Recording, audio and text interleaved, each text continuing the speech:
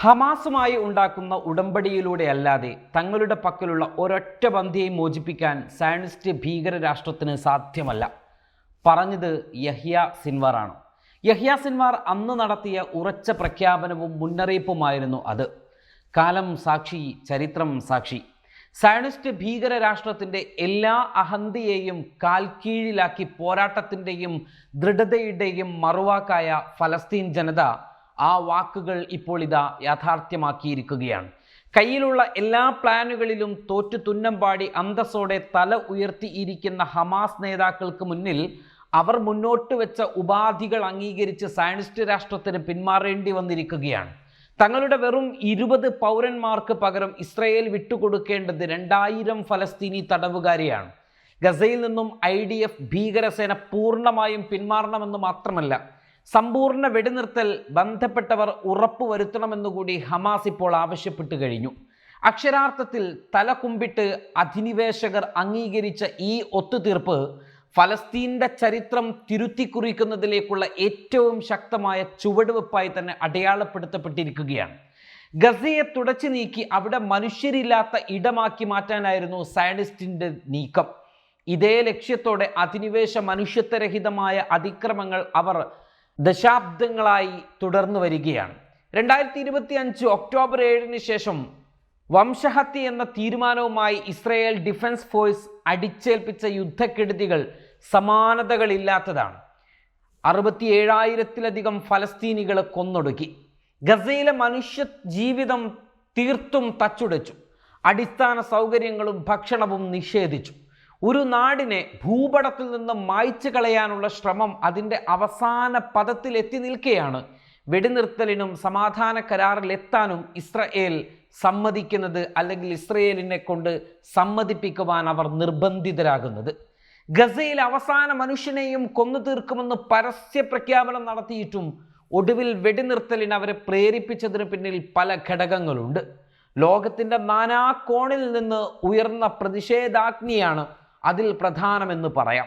ഇസ്രയേലിൻ്റെ യുദ്ധക്കെടുതിക്കെതിരെ ലോകരാഷ്ട്രങ്ങൾക്കിടയിൽ വർദ്ധിച്ചു വന്ന പ്രതിഷേധം, ഐക്യരാഷ്ട്രസഭയിലെ നടപടികൾ, ബെഞ്ചമിൻ നെതന്യാഹുവിനെതിരെ അന്താരാഷ്ട്ര കോടതി പുറപ്പെടുവിച്ച arrest warrant, American president Donald ട്രംപിൻ്റെ ഇടപെടൽ, നെതന്യാഹുവിനെതിരെ ഇസ്രായേലിൽ ഉയർന്നു വന്നുകൊണ്ടിരിക്കുന്ന കടുത്ത ജനരോഷം, അറബ് ലോകത്തിൻ്റെ പുതിയ നീക്കം, ഒപ്പം ജപ്പാൻ മുതൽ ആഫ്രിക്കൻ വൻകരയിലും ലാറ്റിൻ അമേരിക്കൻ രാഷ്ട്രങ്ങളിലും ഏഷ്യയിലും യൂറോപ്പിലും ഉയർന്നു വന്ന വൻ ബഹുജന പ്രതിഷേധവും നിലപാട് തിരുത്താൻ ഇസ്രയേലിനെ നിർബന്ധിതമാക്കി.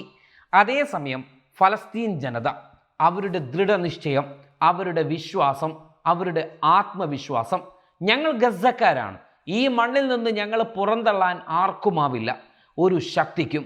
തലക്ക് മുകളിലൂടെ മരണവിമാനങ്ങൾ തീപ്പാറിച്ച് പറക്കുമ്പോഴും അതിന് കീഴെ നിന്ന് ഉറച്ച ശബ്ദത്തിൽ അത് വിളിച്ചു പറയുന്ന കൊച്ചു കുഞ്ഞുങ്ങൾ താനും തൻ്റെ പട്ടാളവും പോയി പണി നോക്കടോ എന്ന് നെതന്യാഹുവിനോട് കൊഞ്ഞനം കുത്തുക തന്നെയായിരുന്നു അക്ഷരാർത്ഥത്തിൽ ചെയ്തത്.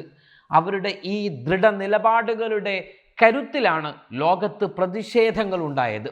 ഗസയിലെ പ്രതിരോധ കാറ്റ് തീർത്ത ഓളങ്ങളാണ് ലോകരാജ്യങ്ങളുടെ തെരുവുകളിൽ പ്രതിഷേധത്തിൻ്റെ തിരമാലകളായി ആഞ്ഞടിച്ചത്, അമേരിക്കയെ വിചിന്തനത്തിന് പ്രേരിപ്പിച്ചത്. ബന്ദികളുടെ മോചനം ആവശ്യപ്പെട്ട് സ്വന്തം രാജ്യത്ത് പോലും പ്രതിഷേധങ്ങൾ കൊടുമ്പിരി കൊണ്ടതോടെ നെതന്യാഹുവിന് മുൻപിൽ വഴികളില്ലാതെയായി. ലോകരാഷ്ട്രങ്ങൾക്ക് മുൻപാകെ മാത്രമല്ല, സ്വന്തം ജനതയുടെ മുമ്പിൽ തന്നെ നാണം കെട്ട ഭരണ നേതൃത്വമായി നെതന്യാഹുവും കൂട്ടരും മുദ്ര കുത്തപ്പെട്ടു. ഒടുവിൽ ബന്ധിമോചനം സാധ്യമാക്കാൻ ഖലീൽ അൽ ഹയ്യയും ഉസാമ ഹംദാനും ഉൾപ്പെടെ ഹമാസ് നേതൃത്വത്തോടൊപ്പം ഒരു മേശയ്ക്ക് ചുറ്റുമിരുന്ന് കരാർ എഴുതിയുണ്ടാക്കി തയ്യാറാവേണ്ടി വന്നു ഭീകരർക്ക്. പതിറ്റാണ്ടുകളായി ഫലസ്തീൻ ജനതക്കുണ്ടായ ബൗദ്ധിക നഷ്ടങ്ങൾ എണ്ണിത്തിട്ടപ്പെടുത്താൻ കഴിയാത്തതാണ്. നീണ്ട ഉപരോധങ്ങൾ, ലക്ഷങ്ങളുടെ രക്തസാക്ഷിത്വം, തടവറകളിൽ തള്ളപ്പെട്ട ആയിരങ്ങൾ, ഭൂമി കയ്യേറ്റങ്ങൾ, ഭവനരഹിതർ. ഈ 2 വർഷം കൊണ്ട് ഗസയെ കോൺക്രീറ്റ് അവശിഷ്ടങ്ങളുടെ മരുഭൂമി പട്ടണമാക്കിയിരിക്കുന്നു സയനിസ്റ്റ് ശക്തികൾ.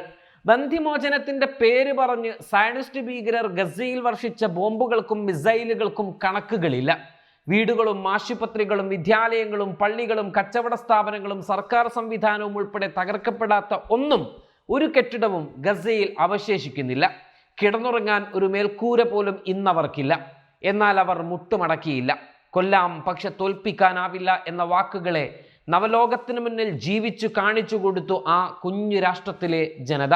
ഇനിയുള്ള രാവുകളിൽ തീവർഷിക്കാത്ത ആകാശത്തിന് കീഴെ അഭിമാനത്തോടെ അവർ കിടന്നുറങ്ങും. അതെ, ജയിച്ചത് ഗസയാണ്, ജയിക്കേണ്ടതും ഗസയാണ്. നെതന്യാഹു തോറ്റുമടങ്ങുകയാണ്. നാണം കെട്ട തോൽവി. അപ്പോഴും അന്ന് യഹ്യാ സിൻവാർ പറഞ്ഞ ഒരു കാര്യമുണ്ട്: ഞങ്ങളുമായി ഉടമ്പടിയിലെത്താതെ ഒരൊറ്റ ഇസ്രയേലികളെയും മോചിപ്പിച്ചു കൊണ്ടുപോകാമെന്ന് ഇസ്രയേൽ കരുതണ്ട എന്ന്. സിൻവാർ കൊല്ലപ്പെട്ടേക്കാം, പക്ഷേ സിൻവാറിൻ്റെ വാക്കുകൾ ഒരിക്കലും മരിക്കുന്നില്ല.